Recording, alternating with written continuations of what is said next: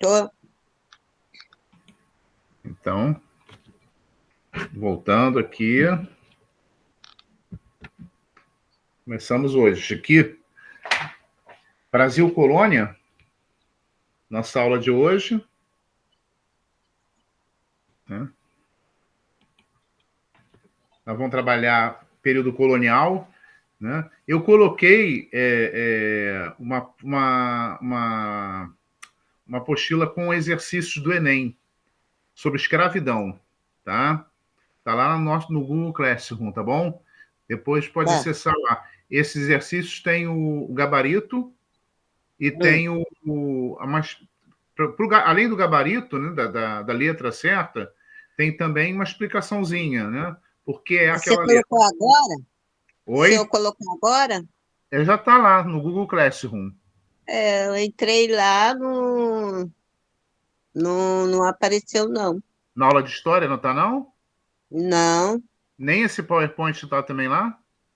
também não. Ué, Eu entrei, aí só vi o link da aula, tá lá o link da aula, e o exercício não estava. Depois eu vou entrar direito. Vou entrar de novo.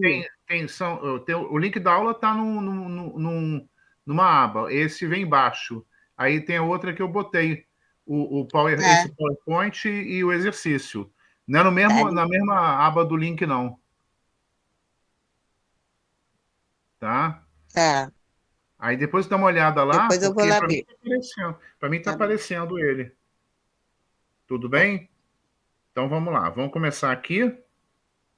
Se alguém entrar aqui, eu tenho que sair para poder. tá bom, depois eu vejo lá. Tá Isso bom. aí. Tá. Então, essa apresentação aqui, né, da capa do nosso slides, né, o mapa do Brasil. Esse mapa do Brasil ele é feito no início de 1500, 1500 e pouco, né, 1520 por aí, antes dos portugueses terem começado mesmo a colonização do Brasil, né? Então ele é feito nessa época. Uhum. E também a questão mostrando como todo o litoral brasileiro já estava bem explorado, né? Bem marcado. Você vê que tem nesse mapa aqui da esquerda vários nomes, né? Que identificam os rios, né? As baías, as entradas, alguns pontos que marcam a costa, né? Então, todo o litoral brasileiro, a parte que cabia a Portugal, né, pelo Tratado de Tordesilhas, ele está todo mapeado já. Isso por volta de 1530, 1540, né? Esse mapa é mais ou menos dessa época. Então, isso para mostrar para a gente não só esse avanço da cartografia, né, como também a necessidade de conhecer, né, o território que eles vão começar ainda a colonizar. As imagens mostram os índios, né, nossos indígenas, nossos povos originários, eles pegando o pau-brasil, né, que durante um bom tempo, que a gente já vai ver aqui, que é o chamado período pré-colonial, né, a, a, não havia uma colonização efetiva e a atividade econômica que existia aqui era uma troca, que a gente chama de escambo, né? É uma troca de mercadoria por mercadoria. Os nossos indígenas, eles pegavam para o Brasil da mata, da floresta, né? Da Mata Atlântica. O pau-brasil ele existe na Mata Atlântica, né? Que está presente em boa parte do nosso litoral mesmo, né? Então eles pegavam o pau-brasil, cortavam, preparavam a madeira e levavam para a praia. Os portugueses chegavam e colocavam ali uns objetos para fazer troca. Bacias, facões, pequenos machados, né? E os índios faziam a troca, deixando as toras, né? A madeira do pau-brasil no lugar e pegando os presentes portugueses, né? Esses produtos portugueses. Então isso a gente chama de escambo, que é uma troca de mercadoria com mercadoria, né? Bem, aqui à direita tem várias imagens, né? De Uhum. indígenas, negros, né? Essas imagens foram feitas no século XVII por um pintor holandês, Eekhout, né? Esses indígenas posaram, essas pessoas posaram para as imagens. Podem ver que, no caso aqui, particularmente, né, no caso dos indígenas, são as mesmas pessoas praticamente, né? Nós temos um indígena aqui em cima que está nu e temos outro que está usando uma tanga, né? Nós temos uma indígena vestida e aqui ela aparece nua, né? Então, são as mesmas pessoas. Isso foram imagens posadas, né? Eles fizeram a pose para o pintor produzir sua obra. Mas isso tinha um efeito, foi durante a ocupação holandesa do Nordeste, né? Cout, ele é um pintor e também ele é um naturólogo, né? Ele é um estudioso da natureza, um cientista.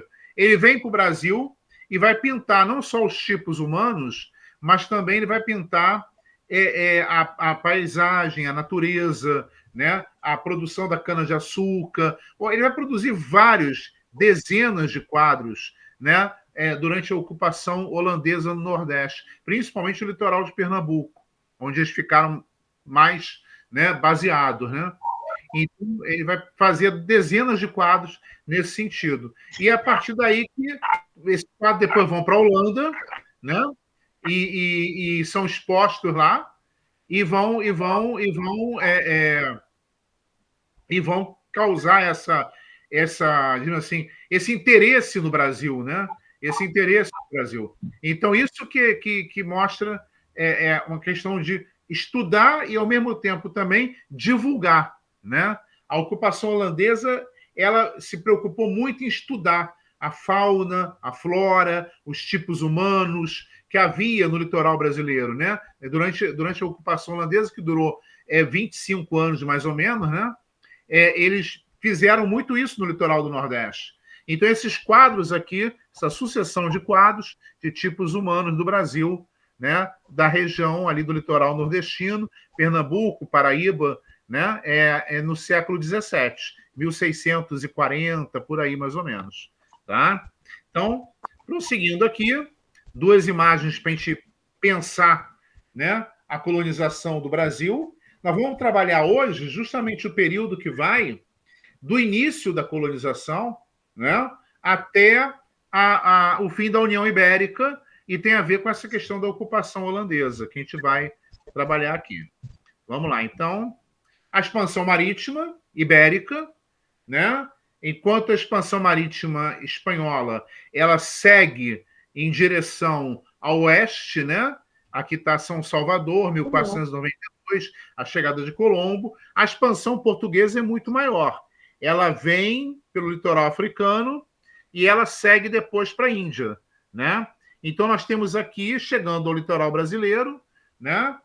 Essa expansão, ao explorar o litoral africano, eles começam também a desenvolver rotas dentro do Atlântico Sul, esse oceano que fica entre a África e o litoral brasileiro, né? Por isso que o Tratado de Tordesilhas, que foi assinado entre Espanha e Portugal em 1494, né? Ele é um tratado que tem a ver mais com o Atlântico Sul, porque eles pegam o Cabo Verde, né? Esse arquipélago de Cabo Verde está aqui, 370 léguas. Eles pegam Cabo Verde, né? Próximo litoral da África, de Cabo Verde ao oeste, 370 léguas. Olha o risco aqui. Opa. Voltando. O risco aqui, Tordesilhas, né? 370 léguas de Cabo Verde a oeste, tá? E abaixo de Cabo Verde. Então, na realidade, o que cabe a Portugal não é todo esse mar que está aqui em cima, é somente o mar que fica abaixo de Cabo Verde, né? Seguindo ao sul, e pega o litoral brasileiro, que é a região da América, né? Desse novo continente descoberto, é a região mais ao leste, mais próxima da África. Por isso que os portugueses fizeram esse corte. Quando os espanhóis e portugueses começaram a discutir, né, a questão dessa divisão, né, o interesse português era manter os espanhóis longe do litoral africano, tá? E o interesse espanhol era explorar o continente americano, tá? Então, na realidade, o Tratado de Tordesilhas ele atendeu, né, essas duas pretensões, né? A Espanha vai se dedicar a explorar a América e Portugal fica com um pedaço da América, que é a região da área da América mais próxima da África. E com isso, o Atlântico Sul, Cabo Verde para baixo, pertence a Portugal. Né? Nós temos uma expedição grande aqui, que está marcada em vinho, né? Deixa eu pegar aqui, tá? Aqui, que é a de Fernão de Magalhães, né? Fernão de Magalhães era português, mas ele estava a serviço, né, da coroa espanhola. Mas o fato de ele ser um navegador português ajudou ele muito com a questão, né, de poder passar, né, de fazer o reconhecimento do litoral brasileiro, porque houve uma negociação. Ele queria comprovar, né, que a Terra realmente era uma esfera, né, era redonda. Então, ele sai, são 5 caravelas, né, que saem de Cádiz, na Espanha, né, e vão para o sul, fazem o mapeamento do litoral brasileiro, vão descobrir essa passagem ao sul da América do Sul, que é atualmente é a passagem de Magalhães, né? O Estreito de Magalhães, que fica no sul da Argentina e do Chile, né? Então, e daí seguem para o Oceano Pacífico. Ele é o primeiro navegador a entrar no Oceano Pacífico, né? E depois daqui ele vai seguir, né? Vai chegar nas Filipinas, do outro lado da Ásia, né? Lá próximo à Indochina, e das Filipinas ele segue, atravessa a Indonésia e volta. Só que ele morreu no caminho, ele morreu justamente nas Filipinas. Né? Das 5 embarcações que saíram nessa expedição do Fernando Magalhães, só uma retornou para a Espanha, né? E comprovando realmente a questão que a Terra é redonda e, por isso, essa viagem foi possível. Né? Então, é a primeira assim, viagem de circunnavegação, né? Uma navegação circular, que é feita na história da humanidade. Né? E ele vai descobrir, vai começar, eles vão navegar bem o Pacífico, né? E vão descobrir que esse grande oceano Pacífico que existe, maior que o Atlântico e maior que o Índico, né? Então, realmente, é algo que vai colocar para os europeus, né, a existência de muitos outros povos, o tamanho imenso do continente asiático, né, o arquipélago da Indonésia, que são cerca de 3.000 ilhas. Né? Então, é claro que ele não explorou tudo, mas teve uma visão mais ou menos geral, né, dessas regiões. Então, aqui temos todas essas rotas, inclusive a de Cabral, que está em azul. Cabral sai de Portugal em 1500, seguindo para as Índias, mas ele recebe a ordem de, chegando em Cabo Verde, pegando uma corrente marítima mais para o oeste, para poder conferir se dentro das 370 léguas havia realmente terra para Portugal. Eles já tinham noção que havia terras aqui, porque desde antes, em 1488, quando eles cruzaram o Cabo das Tormentas, no sul da África, né? Aqui embaixo, 1488, e virou Cabo da Boa Esperança, né? Eles já vinham fazendo uma prática de navegação no Atlântico Sul, parar em Cabo Verde e pegar a corrente que ia direto para a África do Sul, né? Essa região do Cabo das Tormentas. Então, nessas voltas, eles já tinham visto ilhas por aqui, né? Próximas ao que hoje consideramos o litoral brasileiro, né? Nessas ilhas tinham gaivotas, e os navegadores sabem que onde há gaivotas há terra firme perto, né? Que as gaivotas colocam seus ovos, montam seus ninhos nas ilhas próximas ao litoral, né? E vão pescar no litoral, vão caçar os cardumes no litoral, que os cardumes ficam mais aparentes. Então, eles já sabiam que havia ilhas aqui, né? Então, havia a terra firme, havia continente próximo, né? Porque havia gaivotas nessas ilhas. Então, já sabiam que havia. Por isso que eles insistem nas 370 léguas, que realmente vai dar um bom pedaço do Brasil, né? para do que seria depois chamado Brasil para Portugal, tá? Então, isso é importante para a gente ver como essa questão da expansão marítima ela está relacionada, né, com os interesses mercantis diferenciados. A Espanha vai se dedicar a explorar a América, né, enquanto Portugal vai cravar seu comércio com as Índias, com a Ásia em geral, com a Indonésia, vai explorar depois o Pacífico também, né? Vai chegar a ter colônias no sul da Indonésia, a ilha de Timor, né? A parte leste da ilha, né? E também Macau, na China, e vai fundar Nagasaki, no Japão, né? Ou seja, a expansão portuguesa ela se expande muito, não só no Oceano Índico, mas chega ao Pacífico também, né? Então, enquanto que a Espanha vai se dedicar mais ao continente americano, né? Posteriormente, chega às Filipinas, seguindo a rota já traçada por Fernão de Magalhães, né, no Pacífico. Tá? Período pré-colonial é um período que você não tem uma colonização, né, efetiva no Brasil. Você tem o interesse português voltado ao comércio com as Índias, né? O litoral brasileiro é visto como ponto de passagem estratégico para abastecimento e controle do tráfego marítimo do Atlântico Sul.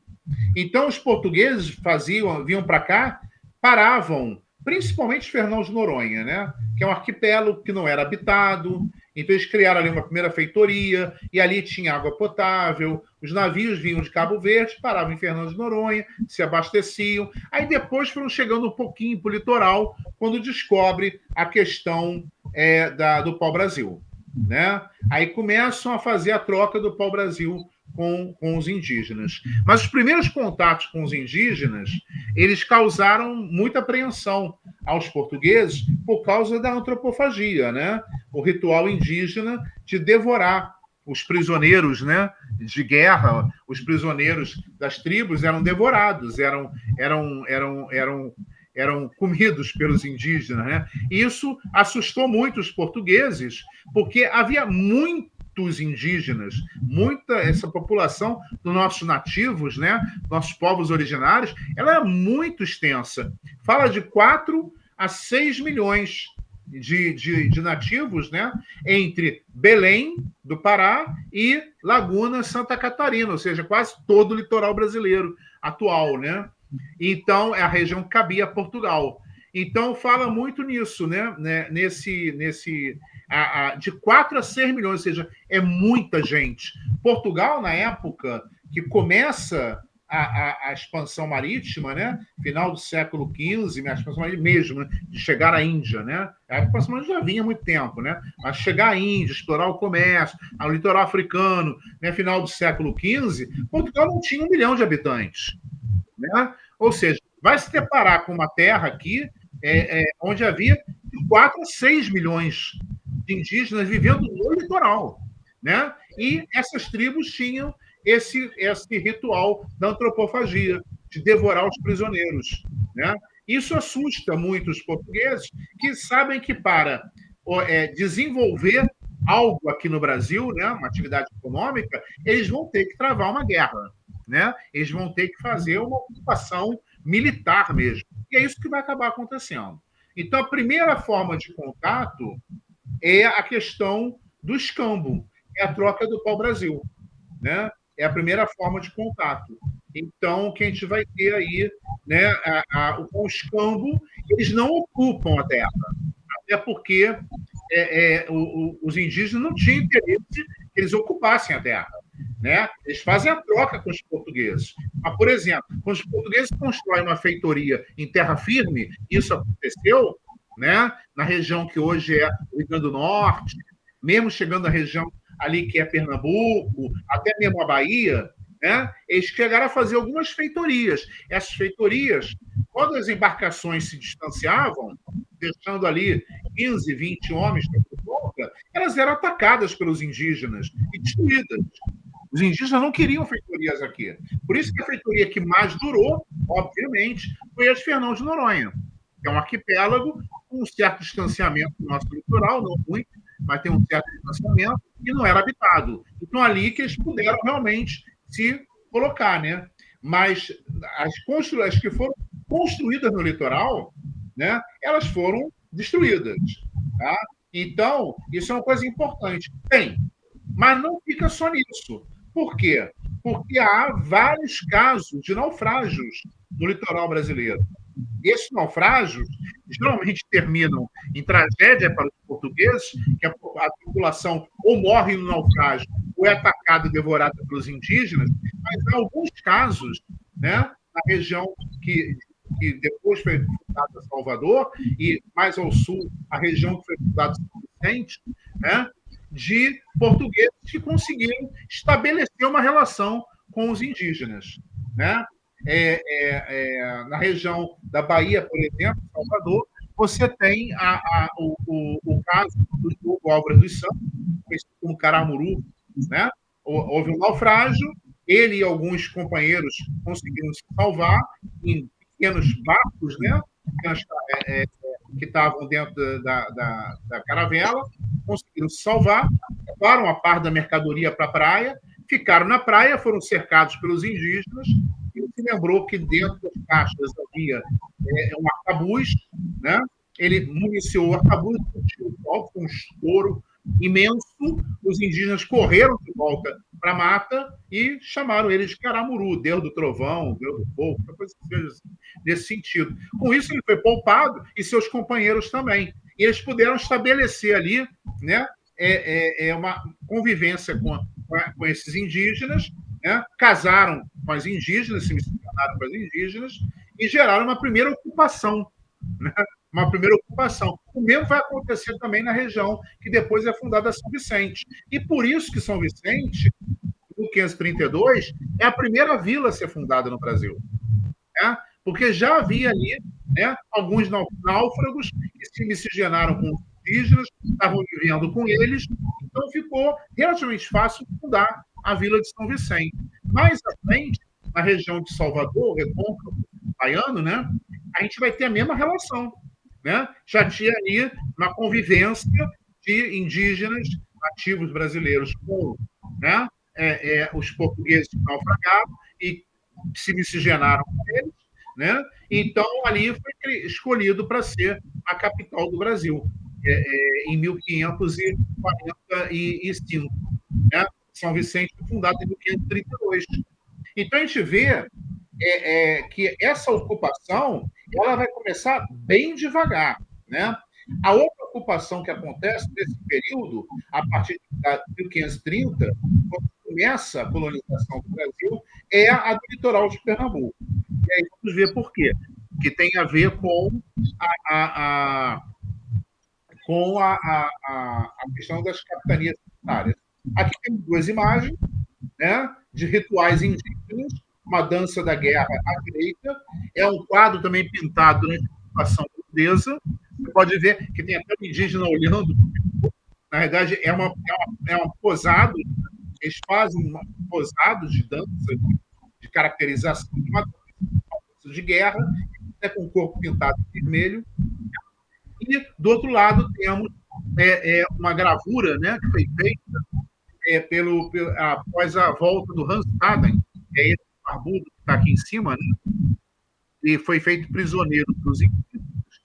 E como ele não era português, ele acabou sendo poupado, porque os indígenas do litoral dessa região aqui, da próxima ao Rio de Janeiro, né, entre São Paulo, entre São Vicente e Rio de Janeiro, que não existia ainda, os indígenas eram muito ligados mais aos franceses, que estavam vindo aqui também fazendo comércio com o Brasil, só que traziam presentes melhores para os indígenas. Então, os indígenas foram cativados, os franceses não vinham para se estabelecer. Os indígenas viram logo a diferença. Já os portugueses estavam começando a se estabelecer e isso estava causando muito mal-estar entre as tribos indígenas. Né? Então, eles atacavam os portugueses. Né? Então, no caso, Hans Staden foi poupado porque ele não era português. Muito embora estivesse a serviço dos portugueses, ele não era português. Né? Então, ele é poupado, mas ele vai viver muito tempo numa tribo indígena, né, que o capturou, até que depois ele é resgatado. Há uma troca, né? Os portugueses vão pagar uma indenização para resgatá-lo e ele volta para sua terra natal, na Europa, e lá vai difundir, vai contar as histórias. Tem até um livro sobre isso, né? Sobre esse período que ele viveu entre os indígenas e vai fazer os relatos. Ele fez alguns pequenos desenhos, mas lá na Europa, né, que vão ser feitos desenhos mais aperfeiçoados mesmo. Pode ver que tem uma questão bem interessante aqui da antropofagia, né, que estão devorando um prisioneiro de guerra, né, um ou dois prisioneiros, se não me engano, eles estão devorando os prisioneiros, né, e o Hans Staden está numa posição aqui, que vocês podem ver, como se estivesse protestando, que coisa horrível, não sei o quê, né? Na verdade, ele não fez muito isso, não, senão ele ia virar comida também, né? Mas ele ficou chocado com isso, ele viu vários rituais antropofágicos, né? Mas ele vivia solto na tribo. Tentou fugir umas 2 vezes, não deu certo, né? Os índios retomaram ele, né? Até que os portugueses foram e negociaram e ele foi libertado, né? Então, isso aqui essas gravuras mostrando essa questão da existência do litoral brasileiro, de muitas tribos indígenas, com um ritual antropofágico, e, ao mesmo tempo, também a questão de que há uma noção bem clara para os portugueses que, se eles querem ocupar mesmo, colonizar, eles vão ter que travar uma guerra, né? A colonização começa a partir de 1530, a fundação da Vila de São Vicente, né? Porque é bem no sul e fica na saída do rio Paranapanema, próximo ao Paranapanema, mas saída do Tietê, né?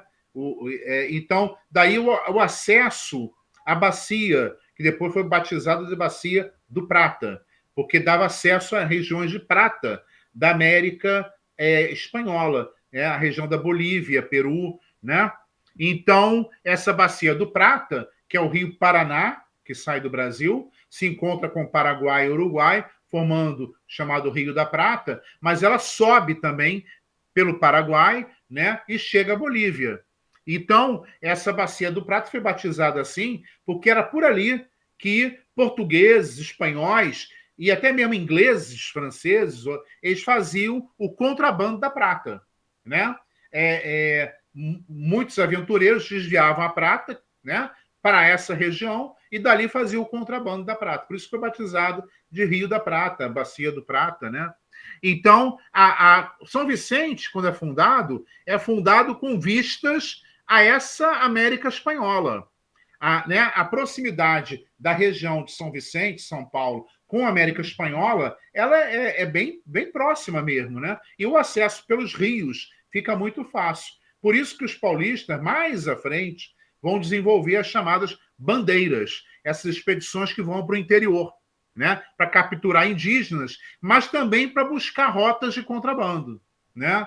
E vão chegar na América Espanhola, no que hoje seria o Paraguai, o norte da Argentina, né? Eles vão chegar lá sempre subindo pelos rios, né? Então isso é importante também, por isso a Fundação São Vicente. A questão também das capitanias hereditárias, a partir de 1534, para facilitar a ocupação.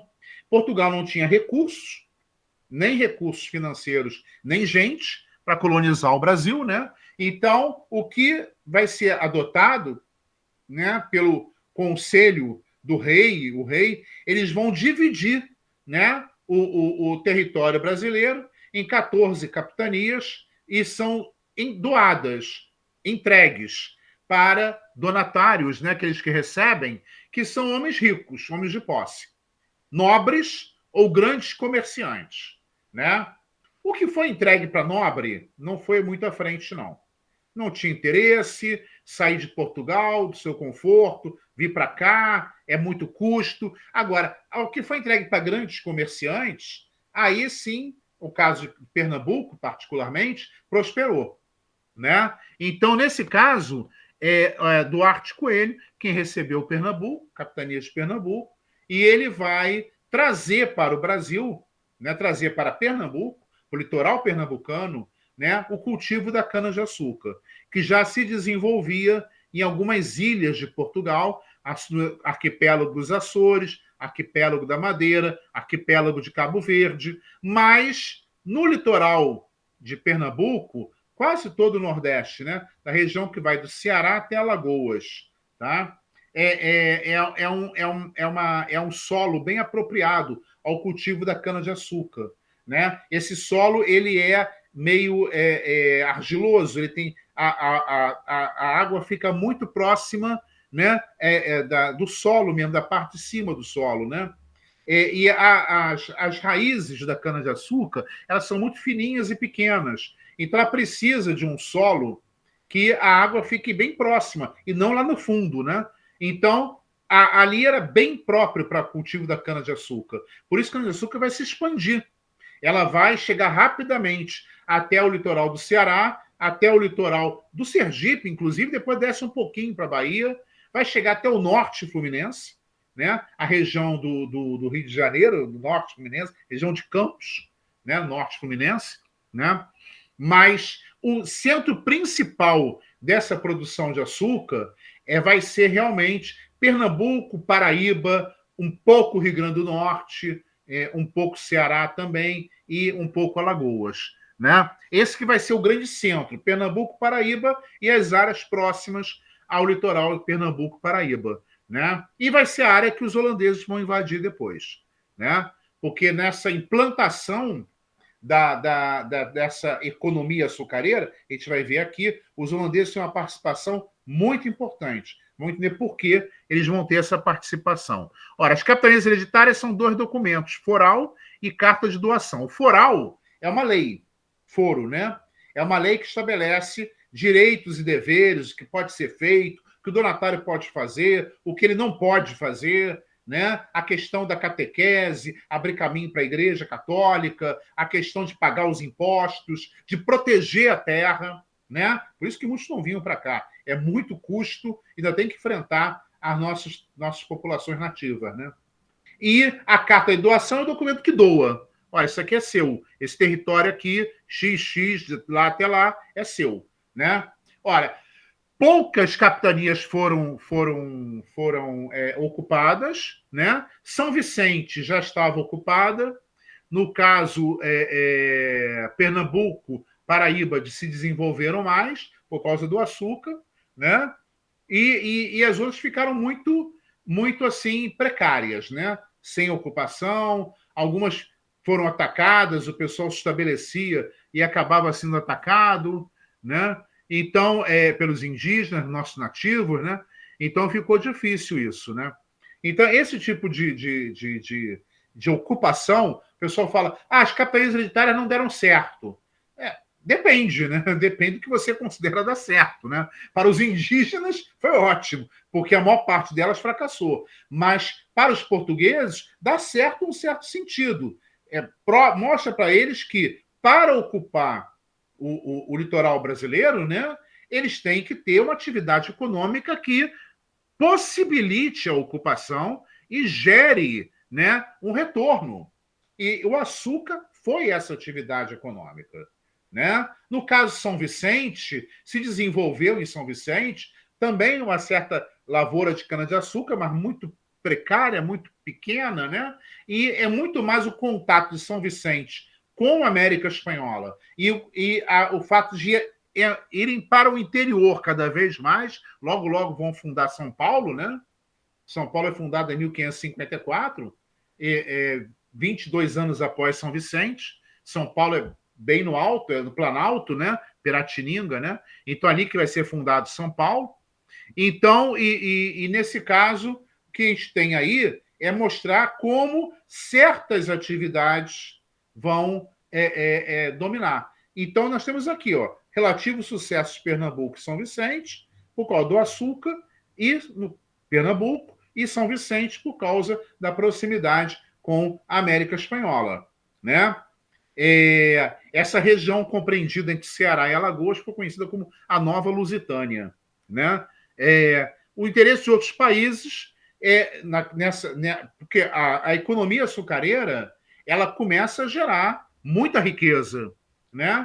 Isso desperta a atenção também de outros países. E essa rota do sul da América, né, do sul, que São Vicente faz parte, começa também a chamar a atenção, né? Por causa da proximidade com a América Espanhola, vem para o interior fazer o contrabando da prata, né? E outras atividades econômicas também desenvolvidas na região, né? Então, isso aí é uma coisa importante para a gente poder entender como é que vai se fazendo a colonização do Brasil, né? Esse desenvolvimento das atividades econômicas e a necessidade de proteger, né, o litoral brasileiro faz com que seja necessário criar um governo local, né? Aí estão as capitanias, né? As capitanias, né? Podem ver que Pernambuco é uma capitania grande, Rio Grande do Norte também, né? São capitanias grandes, Ilhéus, a Baía de Todos os Santos, onde vai depois ser fundado Salvador, né?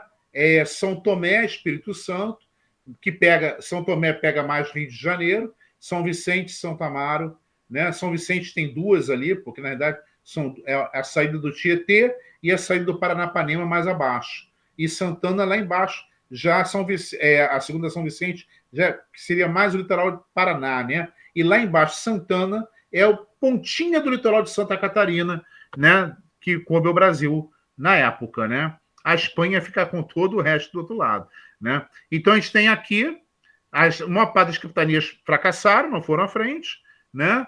E isso vai fazer com que Portugal tenha também que rever um pouco essa política da ocupação e o que ele começa a fazer com a criação do governo geral a partir de 1545, né? Essa invasões estrangeiras, a decadência do comércio com as Índias, dificuldades encontradas em donatários, colonizar as capitanias, o sucesso da cultura açucareira em Pernambuco, tudo isso vai levar a criar o governo geral em 1545. Esse governo geral tem uma estrutura muito simples, tá? Ele tem um governador geral, nomeado pelo rei de Portugal, e esse governador nomeia 3 assessores diretos dele. Ouvidor-mor, justiça, provedor-mor, finanças, cobrança de tributos, né, fiscalização, e o capitão-mor da costa, que na verdade é um almirante, que é responsável pelo patrulhamento e defesa do litoral. Esse patrulhamento e defesa vai se concentrar muito no litoral do Nordeste. Por isso que a região de Salvador, do Recôncavo Baiano, que foi escolhida para ser a sede, né, do governo geral, a proximidade com o Nordeste produtor, né, de açúcar. Tá? Voltando ao mapa anterior, que a gente viu aqui, ó, Baía de Todos os Santos. Olha a distância da Baía de Todos os Santos para São Vicente, né? É muito grande. Já aqui do lado temos Pernambuco, Itamaracá, Paraíba, Rio Grande do Norte, né? Rio Grande, Ceará. É a área do açúcar. É a área do açúcar, né? Então, na verdade, a escolha do Recôncavo Baiano, né? A escolha dessa Baía de Todos os Santos, que é batizada assim, né? Para ser a sede do governo geral, ela tem a ver com a questão da proximidade da cultura da cana-de-açúcar, que renderia impostos a Portugal. São Vicente não rendia nada. Tá? São Vicente é o contrabando, São Vicente é o apresamento de indígenas, São Vicente não rende praticamente nada e ficou bem abandonadinho aqui para baixo. Mas isso fez com que eles fossem cada vez mais para o interior, explorando o interior, né? E desenvolvendo rotas de contrabando, mas também de comércio legal até, né? Então isso aí também é importante, que vai gerar essa figura do bandeirante paulista, né? Então, voltando aqui, né? O primeiro governador Tomé de Souza, que fundou Salvador, né? A capital, governo geral, e a primeira sede de bispado no Brasil. Aí que o Brasil passou a ter bispo, em 1549. A América Espanhola já contava, nessa época, 1549, com 18 sedes de bispado. 18 sedes de bispado. Né? Havana, Veracruz, né? Panamá, várias, Peru, Lima, né? Na região andina tinha 6 sedes de bispado, na região do México mais 4. Era muita coisa. 18 sedes de bispado na América Espanhola. Tá? E o Brasil vai ter sua primeira sede em 1549, o que mostra essa precariedade da ocupação portuguesa, né? E justamente em Salvador, a capital, né? Mais à frente, ainda no século XVI, vai ser criada a sede de bispado de Recife e Olinda, né? Olinda, que é a região onde viviam os latifundiários pernambucanos, né? Grandes senhores de terras e escravos daquela região, os plantadores de cana-de-açúcar, né? Então, Duarte da Costa, Mendes Sá, são os dois governadores depois, Tomé de Souza, né? E eles vão fortalecer o patrulhamento litoral, enfrentar a invasão francesa, principalmente aqui no Rio de Janeiro, a Baía de Angra dos Reis, Paraty e a Baía de Guanabara, né? E depois nós tivemos outros governos gerais, sem grandes questões, né? E até que foi criada uma divisão, Salvador, Rio de Janeiro, mas depois dissolveu, isso não tem muita importância, não. Né? Mas voltou a ser unificado. Essa divisão, não Salvador-Rio, mais à frente, com a ocupação do norte, principalmente Belém e São Luís, vai ter uma divisão mais para lá. Né? Então, vamos ter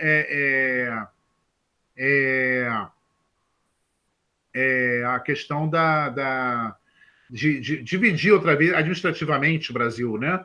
Mas vai ser mais à frente, quando Belém começa a prosperar um pouquinho mais, São Luís também, mais no norte. Século XVII. Né? Os espanhóis vão fazer essa divisão e a gente vai ver, vão chegar lá e vão entender por quê.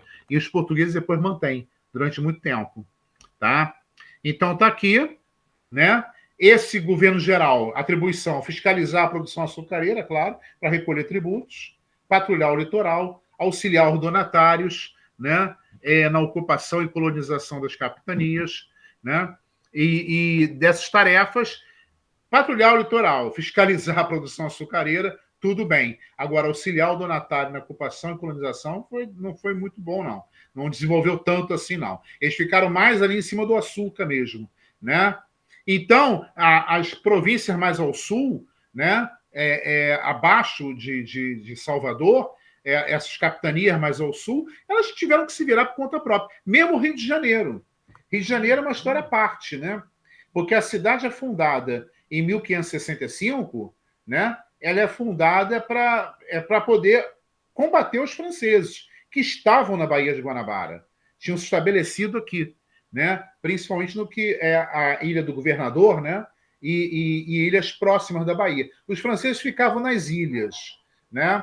Dentro da Baía de Guanabara. Eles não ficavam no litoral. O litoral era mais dos indígenas mesmo. Né? Os portugueses, quando vêm para cá para expulsar os franceses, com Estácio de Sá, que é sobrinho do governador-geral, Mendes Sá, ele vem para cá para expulsar os franceses e eles vão entrar pela Praia Vermelha. Que a Praia Vermelha é a nossa praia que dá acesso ao Atlântico.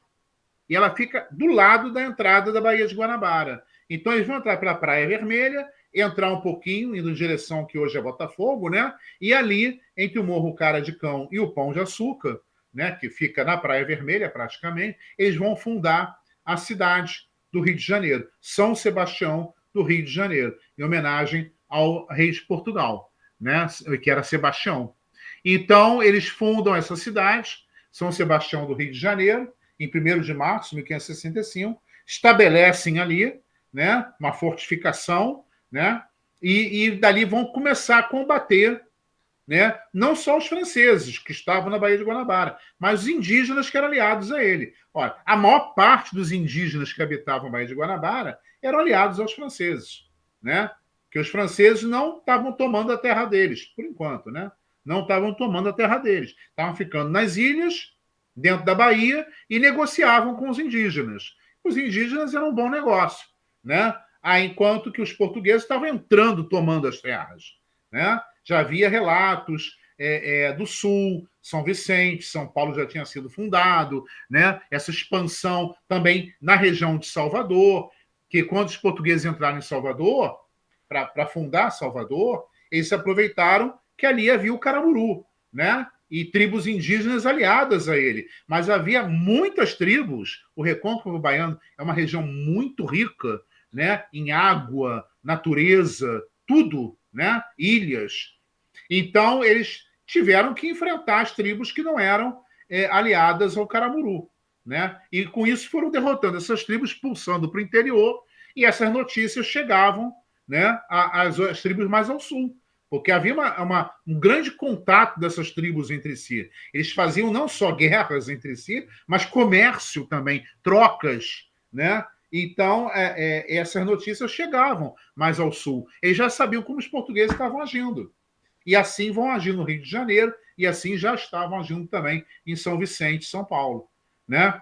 Então, essa questão é importante para a gente ver como os indígenas vão resistir a essa ocupação. Até porque, e é bom colocar isso de cara, a maior parte da mão de obra da cultura açucareira, da produção da cana-de-açúcar, a mão de obra escrava, ela é indígena. Né? Até 1580, cerca de 80% ou mais da mão de obra escravizada era indígena. A partir daí que começou a mudar. Tá? Em 1610, né, 1612, já tinha invertido. Menos de 20% ainda era indígena, mais de 80% já era mão de obra de africanos escravizados. A gente vai ver isso logo, já. Tá?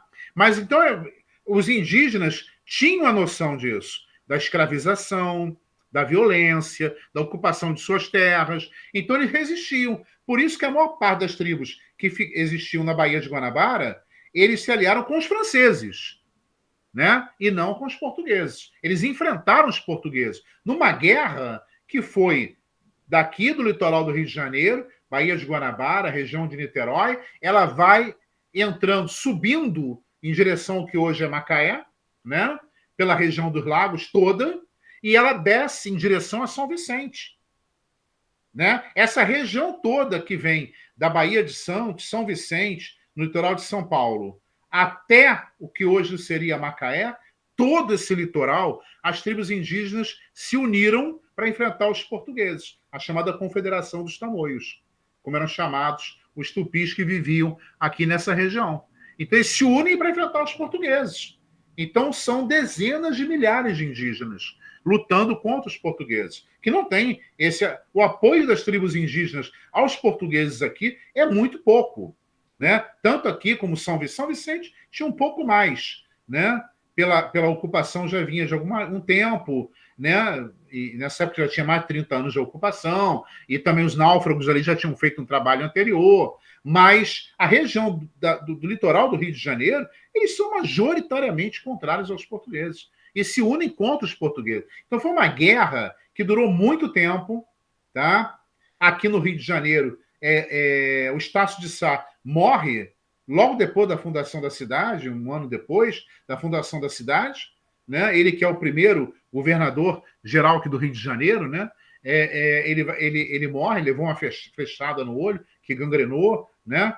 Então ele vai morrer e vai ficar muito tempo essa guerra, vem reforços, tanto da Bahia como de São Vicente, né? Vem reforços indígenas e portugueses, né? E essa guerra leva muito tempo até os últimos indígenas que resistiam foram exterminados na altura, na região de Macaé, né? E lá no sul o pessoal conseguiu consolidar o domínio da região da Bacia dos Santos, São Vicente, a região do Planalto de São Paulo, né? Então isso aí foi para mostrar que não é uma questão assim, chegou, tomou. Não, eles vão enfrentar uma guerra. Né? Isso vai ser uma guerra que vai ter muita morte, dezenas de milhares de mortos. Tá? Então, para poder administrar as regiões que não tinham muito contato, né, com o governo geral, foi criado os chamados câmaras municipais. Recife e Olinda, né, que era a sede, tinha também sua Câmara, Salvador vai ter a sua. Mas essas câmaras vão ganhar mais importância nas regiões mais para o interior, né? Interior da Bahia, interior de Pernambuco, interior aqui dessa região do Sudeste, né? E também a região de São Vicente, né? São Paulo e Rio de Janeiro. É que elas vão ter mais importância, por quê? Porque eram regiões que o governo geral praticamente não chegava. Então, as câmaras municipais assumiam, né, a administração dessas regiões, a construção de cemitérios, né, o delineamento urbano das ruas, a construção de igreja, da prisão, da sede do juiz. Né? Os juízes eram itinerantes, daí o termo juiz de fora, né? Ele era itinerante, ele vinha de Salvador, né? Eles faziam a viagem pelo litoral, paravam em alguns pontos do litoral, Rio de Janeiro, São Vicente, não sei, e daí que atendiam. Então, quem tinha uma demanda no interior tinha que vir até o litoral para tratar dessa demanda. Você vê como é que é difícil o contato. Então, essas câmaras municipais, elas que vão organizar toda a vida. Né? A arrecadação tributária, cumprimento da lei, a defesa, elas ganham uma autonomia imensa, imensa. Isso não acontece, por exemplo, na América Espanhola. Né? Na América Espanhola, as câmaras municipais existem, né? São chamados regidores, o que faz o regimento, né? Os representantes fazem o regimento, mas e tem o alcaide, que é a liderança local. Ele é responsável pela administração, mas há uma presença do governo geral da região e, por sua vez, a América Espanhola é dividida em vice-reinos. Então, você tem o vice-rei do México, né, na chamada Nova Espanha. Dentro desse vice-reino, você tem vários governos gerais, regionais, e dentro de cada governo geral, de cada região, você tem várias câmaras. Então, é uma estrutura hierárquica. A Câmara Municipal, onde ficam os regidores e o alcaide, prefeito, está submissa ao governo da região, que, por sua vez, está submisso ao vice-rei. Tá? Aqui no Brasil não existe isso. O governo geral fica em Salvador, preocupado com açúcar, a proteção do litoral do Nordeste, e as câmaras municipais aqui embaixo se viram por conta própria, se administram por conta própria. Tá? Um bom exemplo disso é o Rio de Janeiro. O Rio de Janeiro, que passou um bom tempo sem ter um governante nomeado pelo governo geral, né? Aqui as pessoas tiveram que se organizar para isso, e um bom tempo sem ter bispo. Sem ter bispo. Muito embora tenha sido logo criada uma sede de bispado no Rio de Janeiro. Em 1565 foi fundada a cidade. Em 1572 foi nomeado o primeiro bispo para cá, que era um bispo que vinha de Salvador, Dom Pedro Fernandes Sardinha. Né? Ele vem para cá com um navio, né, com uma caravela, e chegando aqui no Rio de Janeiro, a população não deixa ele desembarcar. Não deixa ele desembarcar. Ainda dá um tiro de canhão na embarcação dele. Avaria um pouco a embarcação, que eles fogem desesperados daqui. Eles não chegaram nem a desembarcar. Foge desesperado, né? Voltando para a Bahia, para Salvador. Mas, por causa dessas avarias, ela vai naufragar na altura de Ilhéus, sul da Bahia, bem sul, né? Da Bahia, bem antes de chegar a Salvador. E nesse naufrágio eles conseguiram chegar à praia, mas os carijoás que viviam na praia, os indígenas que viviam na praia, ali próximo ao litoral, eles vão matar todo mundo, inclusive o bispo, o Dom Pedro Fernandes Sardinha. Em 1572 ele é devorado. Ele, vários padres e o pessoal, todo mundo devorado pelos carijoás que viviam naquela região. Né? Então, ficamos um bom tempo sem sede de bispado. Só no início do século XVII, 1620, por aí, que vão conseguir colocar um bispo no Rio de Janeiro.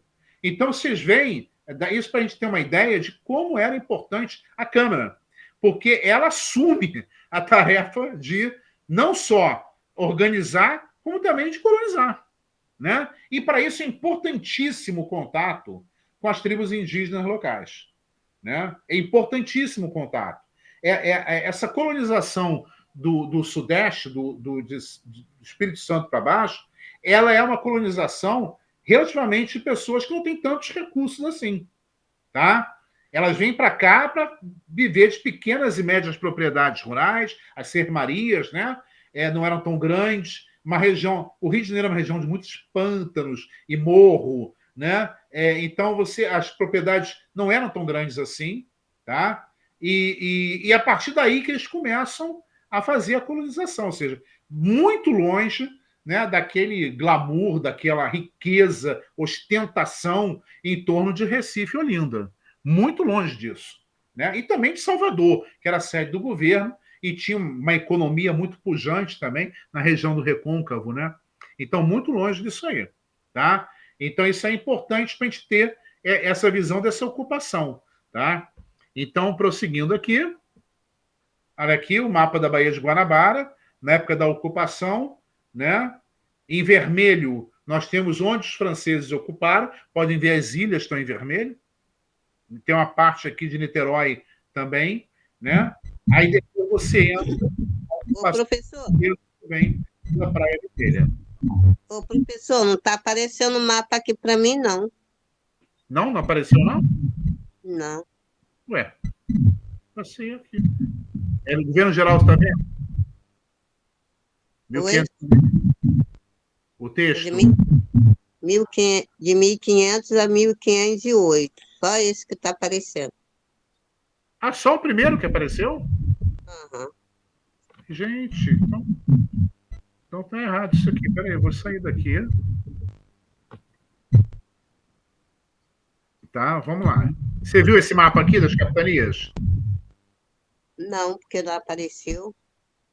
Gente, então só viu o primeiro, isso aqui. Aham. Tá. Vamos ver aqui. O terceiro, né? Apresentação de slides. Do começo. Pronto. Tá vendo esse aqui, né? Que tem a capa, né? É. Vamos passar para o próximo. Tá vendo esse 1500. agora? Expansão marítima? Oi? Expansão marítima apareceu para você? Não. Deixa eu sair outra vez. Só está aparecendo só o primeiro. Só o primeiro, né? Aham. Brasil colonial.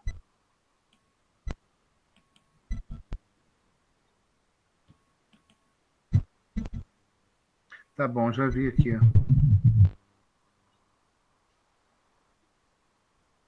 Ah, já sei o que é. Besteira minha. Poxa, eu dei uma aula para vocês sem mostrar o resto das coisas. Bem, vamos ver agora aqui.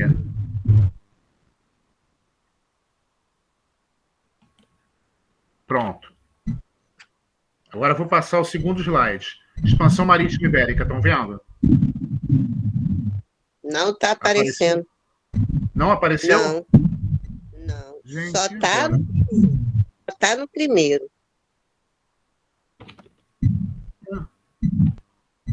Vou botar outra vez aqui. Configurar.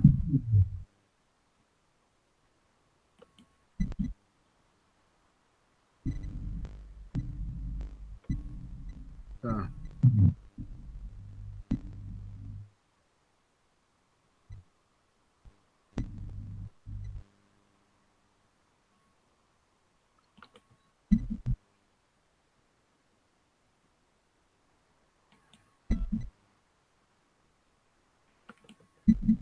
Pronto. Primeiro. Agora, apareceu? Apareceu. A expansão marítima ibérica. Expansão marítima ibérica. Ótimo. Século. Então, aí o que eu mostrei as rotas, estão vendo as rotas aqui? Aham. Né? Pedro Alves Cabral é essa azul. A do Fernando Magalhães, que foi a circunnavegação, é essa vinho, que está circunnavegando. Uhum. Tá? Colombo é pequenininha aqui, uma amarela. Pequenininha aqui. Né? Uhum. O Vasco da Gama é uma roxa. Ela pega aqui, circunda a África e chega a Calicut. Pedro Alves Cabral faz a mesma coisa, só que ele para no Brasil, depois ele segue o Cabo da Boa Esperança e depois ele vai para Cabo da Boa Esperança e ele vai para Calicut também. Por isso tem duas setas aqui. Tá bom? Tá bom. Período pré-colonial apareceu. Apareceu. Agora está aparecendo. Tá, então tá. As imagens dos indígenas. Também. Olha o ritual de antropofagia que eu falei. O Uhum. Van Staden, esse branco aqui em cima de barba. Uhum. Tá? Tá com a cara de assustado, né? Como se estivesse É. protestando. Mas isso aí é besteira. Botaram isso porque ele estava na Europa, já refugiado lá. Aqui ele estava quietinho, quietinho. O Beato até participou do churrasco. Aqui do lado nós temos, né, os indígenas pintados de guerra, mas isso aqui é uma, como eu falei, é que nem aqueles quadros que tem lá na frente, né, do Recalque. Isso aqui também é outro pintor holandês. Isso aqui é posado, tanto que você tem um indígena aqui olhando para o pintor. Uhum. Isso aqui é pose. Eles pegaram os indígenas locais ali, que já viviam ali, aí vão ficar tudo pelado, aí vão dançar uma dança de guerra, e eu vou pintar esse quadro. Foi isso. Início da colonização, que eu estava falando. Uhum. Fundação de São Vicente, capitanias hereditárias, tá? Apareceu capitanias hereditárias agora? Cresceu. Ótimo. Então tá aqui, ó. Pernambuco, essa região aqui do Ceará até Pernambuco, pelo litoral, é a região da cana-de-açúcar. Ceará, Rio Grande, Itamaracá, Paraíba, né? Pernambuco. Tá? Pernambuco pegando o que também seria hoje Alagoas. Aí vem a Bahia Todos os Santos. Tá? E aqui, ó, São Vicente aqui embaixo. Uhum. São Vicente é bem perto da área espanhola, tá vendo? Uhum. Porque essa curvinha aqui do litoral brasileiro, ela já está chegando bem perto da área espanhola. Por isso que eles vão colonizar São Vicente. E vão ficar entrando na área espanhola o tempo todo aqui para fazer contrabando. Tá? Governo geral, tudo bem? Tudo bem. Também governo geral. Aí eu falo das câmaras, né? E aqui, agora sim, onde eu parei. Uhum. A Baía de Guanabara, as ilhas em vermelho, onde os franceses estavam, Uhum. e algumas áreas do litoral. E os portugueses vão entrar por aqui. Tem uma parte vermelha aqui embaixo, que é a Praia Vermelha.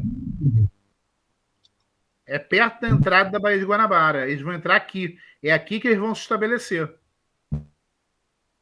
Tá? Então, esse é o mapa da Baía de Guanabara. Olha só quantos rios tem aqui na Bahia, né? É. Saindo na Bahia. A Bahia era uma coisa assim maravilhosa, né?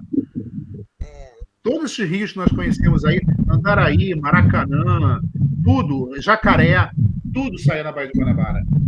E eram rios que dá para andar de canoa nele, dá para pescar, né? Tinha jacaré. Uhum. Então aqui tem, ó, também um ritual indígena, uma dança que tem. Aí nós temos aqui os indígenas no centro e os indígenas em torno. É uma preparação também, um ritual de preparação para a guerra. Uhum. E aqui, né, é um combate entre os portugueses e franceses. Né, uma embarcação francesa e uma portuguesa se combatendo, e os indígenas aqui no litoral, né, também fazendo guerra. Uhum. Tá? Tá. E a economia açucareira, Uhum. chamado doce interno. Né? Ó, o açúcar, essa atividade econômica, ela está dentro dessa política mercantilista da metrópole. Né? Então, lembrar do mercantilismo, aquela questão do monopólio, né? A questão da balança comercial favorável para a metrópole, né? Ao controle da economia, da atividade econômica pelo governo metropolitano, pela coroa portuguesa. Inclusive, o tráfico negreiro se insere nisso. Tá? Porque quando os indígenas aqui, nossos nativos, não tinham defesa para uma série de doenças que os europeus trouxeram para cá. Né? Rubéola, sarampo, varíola, matavam muito. Então, com o tempo, a Igreja Católica ela passou a combater a escravidão indígena, alegando que estavam morrendo demais e que a Igreja queria converter os indígenas, né, à fé católica. Até porque, naquele momento, a Igreja Católica, na Europa, estava sofrendo com a reforma protestante, perdendo terras e perdendo gente, perdendo fiéis. Então, ela vai tentar recuperar na América isso, né? América Espanhola e América Portuguesa. Né? Uhum. Vai conseguir com muito sucesso. A América Espanhola, particularmente, porque é muito habitada. Duas grandes civilizações, né? Astecas e incas. Mas aqui no Brasil também, o litoral brasileiro, de 4 a 6 milhões de indígenas, né? É algo assim também bem substancial, né? Considerando que Portugal tinha menos de 1 milhão de habitantes, né? Então, a Igreja Católica começa a combater também essa escravidão indígena, visto que os indígenas escravizados não estavam sendo convertidos e, ao mesmo tempo, estavam morrendo feito mosca, das doenças, né? Da violência, da escravidão e tudo. Então, daí, trazer o africano para cá em grande quantidade, proximidade com o litoral africano, o fato dos portugueses já terem desenvolvido o tráfico já há bastante tempo, né? Levando africanos para as ilhas, Cabo Verde, Açores, Madeira, vendendo no norte da África, né? Então, vai trazer agora para o Brasil, que é bem mais próximo da África, né? Traz para cá, né? Para trabalhar na cultura da cana-de-açúcar. O africano tem defesa para as doenças, o africano conhece muito mais a agricultura, né, do que o indígena, né? Principalmente a cana-de-açúcar, que ela passa pela África, ela vem das Índias, mas ela passa pela África, eles já conhecem a cultura e tudo, e o africano, né, por outro lado, o tráfico negreiro paga imposto para Portugal. Está dentro dessa economia mercantilista. Ele paga imposto para Portugal, o que o empresamento de índios não paga. Né? Não paga imposto nenhum. Então não vale a pena, por vários motivos. A Igreja Católica passa a ter uma população indígena para converter e para trabalhar para ela, né? Não como escravo, mas como servo. Ele é preso à Igreja Católica, não pode ser vendido, não pode ser, né? Não é uma mercadoria mais, mas ele trabalha para a igreja ali. São servos, né? A igreja vai organizar as reduções indígenas, as áreas que as missões, né? Os jesuítas organizam missões, né? Os indígenas vivem ali, trabalham ali, produzem ali, né? Então é nesse ponto, né, que a gente começa a ver como vai se organizando o trabalho e essa produção, né? Então, aqui está, a igreja, então, uma transição até 1580. 80% da mão de obra escravizada era indígena, aí começa essa transição, né? E entre 1580 e 1610. 1610 já inverteu, 80% são africanos escravizados, né? Então, aqui você tem isso, litoral nordestino, Pernambuco, a Nova Lusitânia, a região mais rica, a expansão da cana-de-açúcar, ela vai descer, né, ela vai subir em direção ao Maranhão, norte, e vem também para a Bahia, vai chegar até o Rio de Janeiro. Mas o principal foco mesmo em Alagoas e Ceará é a região, né, de centralidade da cana-de-açúcar. Né? O açúcar é uma especiaria, né? Então, na Europa, ele era vendido em pequenas quantidades. Essa grande produção brasileira vai inundar o mercado europeu, ele é muito consumido. Né? Então, por outro lado, também ele é muito bem quisto na Europa. E há uma questão da participação dos holandeses, né, nesse comércio com açúcar. Por quê? Tem a ver com o Duarte Coelho. Né? Duarte Coelho, como o nome diz, Coelho, né? Ele é cristão novo. Né? Os cristãos novos eram batizados com o nome de animais ou plantas, né? Parreira, figueira, né? Ou de funções, né? Ferreira. Né? Então, eles têm essas questões, eles eram batizados com esses nomes. Assim. Cristão novo de origem judaica. Né? Os judeus que viviam em Portugal, quando foi no final do século XV, início do século XVI,